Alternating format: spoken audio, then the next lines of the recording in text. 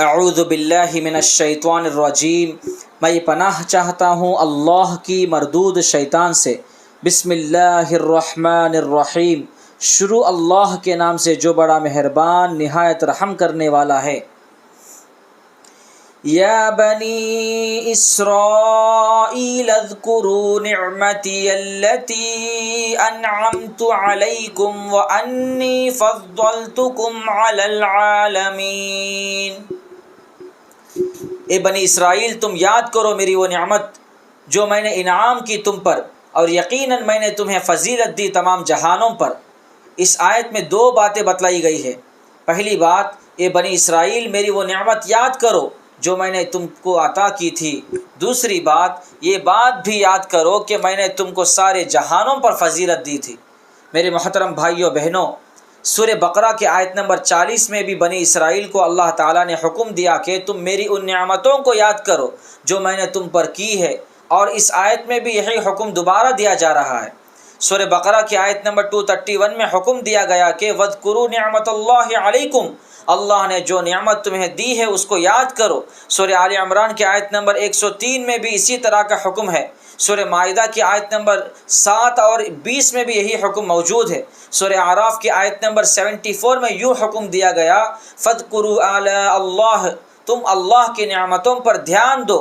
سورہ احزاب کی آیت نمبر 9 میں ایمان والوں سے خطاب کرتے ہوئے کہا گیا یا ایھا الذین آمنوا اذکروا نعمت اللہ علیکم، یہ ایمان والو یاد کرو اللہ نے اس وقت تم پر کیسے انعام کیا۔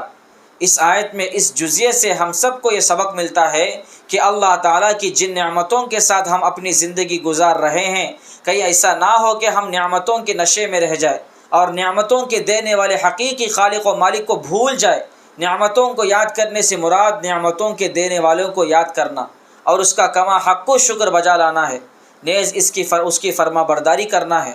ہم صبح سے شام تک اللہ تعالیٰ کی ہزاروں نعمتوں سے استفادہ کرتے ہیں، مگر ان نعمتوں پر شکر بہت کم بجا لاتے ہیں۔ اس لیے اللہ تعالیٰ نے کمزور انسانوں کی اس کمزوری کو بطور شکایت بیان کیا کہ وَقَلِيلٌ مِّنْ عِبَادِيَ الشَّكُورُ، میرے بندوں میں شکر گزار بندے بہت کم ہیں۔ اس آیت میں دوسری اہم بات بنی اسرائیل سے خطاب کرتے ہوئے یہ کہی جا رہی ہے کہ وَأَنِّي فَضَّلْتُكُمْ عَلَى الْعَالَمِينَ، میں نے تمہیں دنیا جہاں والوں پر فضیلت بخشی ہے۔ اس سے مراد بنی اسرائیل کے وہ آبا و اجداد ہے جن میں انبیاء اکرام علیہ السلام بھی تھے، اور ان میں علماء اور صالح افراد بھی موجود تھے، جن کی خوبی یہ تھی کہ انہوں نے اللہ کے دین کو مضبوطی سے تھاما تھا، جنہوں نے اللہ کے دین میں کسی بھی قسم کی تبدیلی اپنی طرف سے نہیں کی تھی۔ وہ حقیقی معنی میں اللہ پر ایمان رکھتے تھے اور نیک اعمال میں ان کی زندگی گزری تھی۔ اللہ تعالیٰ نے دنیا جہاں کے لوگوں پر ان کو فضیلت دی تھی کا مطلب یہ ہے کہ اس زمانے کے تمام لوگوں پر انہیں فضیلت دی گئی تھی۔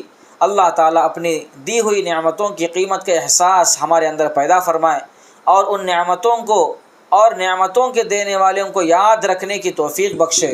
آمین۔ صدق اللہ العلی العظیم۔